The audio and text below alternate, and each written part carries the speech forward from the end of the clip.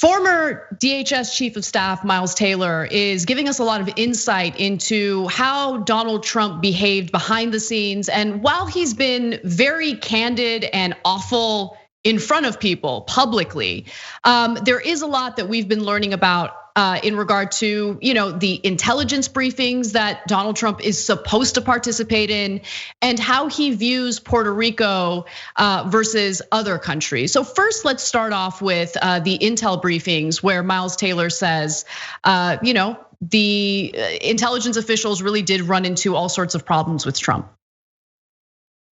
In the White House, did people think there was cognitive decline, or did people worry about his cognition? This was discussed often. This was discussed daily among the president's senior advisors and the cabinet. People literally didn't feel like he was up to the job. I am telling you with every fiber of my being that some of the president's closest advisors did not think he had the mental acuity to do the actual job. We would go in there, again, in meetings, the scariest ones being in the Situation Room. And those are usually ones where I can't give you the details about what we were talking about. They'd be classified. But you would sit there trying to keep your jaw from hitting the floor because you're trying to present the president sensitive threat intelligence and information that he needs to consider, and he can't keep his mind on it. He can't focus, and he fidgets, and he gets confused. But this is the guy that we're thinking, needs to protect our country in an emergency, and he can barely focus on what's in front of him, and rarely would read the piece of paper in front of them. I hardly ever saw Donald Trump read a document he was handed, but he did love pictures. He loved pictures, and there were many occasions where we had to go see the president, and we figured out that the best way to convince him of something was to get a really good graphic of it. I can't believe I'm saying that either, but this is the truth. This is what I witnessed. This is what many people witnessed, and I hope others will overcome that fear about what might happen in their personal lives if they speak out against the president. Oh my God, Miles, oh my God.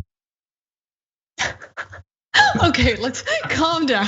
Okay, that last part. I actually really like Allison Camerado, but anyway, let me move on. Okay, Taylor, I see you. Look, I actually give him some credit because Trump's administration has been full of lifelong Republican cowards. People who have been afraid to go on the record and call Donald Trump out using their names, using their faces. There was that anonymous New York Times op-ed a few years ago, but all we've seen is complete and utter cowardice by members of Trump's administration. Yes, there have been some people like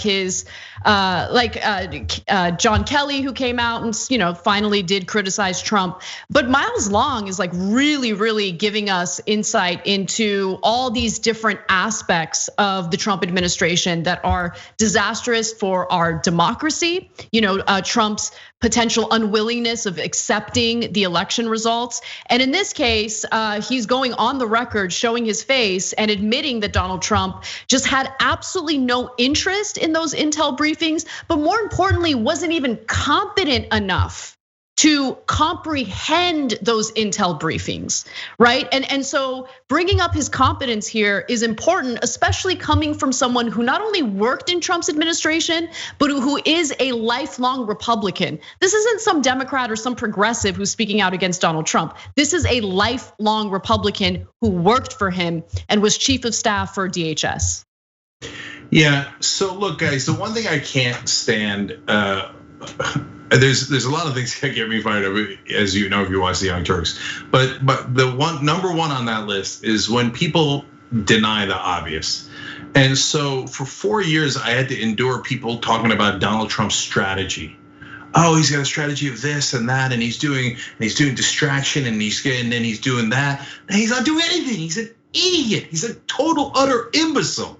No, Cenk, you're biased. You don't. Like, guys, it's right in front of your face. It's right. Like, just listen to anything he says. He's a total fool. Today he tweeted about why is Mitch McConnell letting hearings happen? Because Mitch McConnell isn't in the House where the hearings are. He's in the Senate. 4 years as president, he doesn't know the difference between the Senate and the House of Representatives.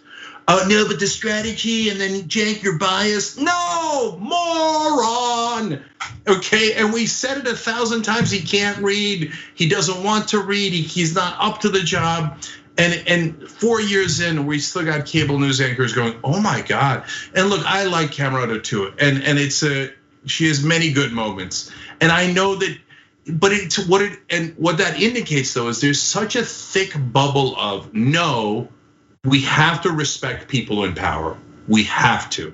They must have gotten there out of merit because that's the mythology that we're all taught, not because he's, had $400 million by his dad and given billions of dollars of free publicity by TV, et cetera. No, he must have earned it. So they have cognitive dissonance. They can't believe what they're seeing with their own eyes. Well, guys, we're about to vote. It's super important that your audience understands how incompetent the president is. That's part of the reason we lost 175,000 Americans' lives in coronavirus. God knows how many lives we can lose if you're not honest with your audience. So if you think they're tough on Trump, just watch any day of the Young Turks and you'll know they're not nearly tough enough. Thanks for watching the Young Turks, really appreciate it. Another way to show support is through YouTube memberships. You'll get to interact with us more. There's live chat emojis, badges. You've got emojis of me, Anna, John, JR. So those are super fun. But you also get playback of our exclusive member-only shows and specials right after they air. So all of that, all you gotta do is click that join button right underneath the video. Thank you.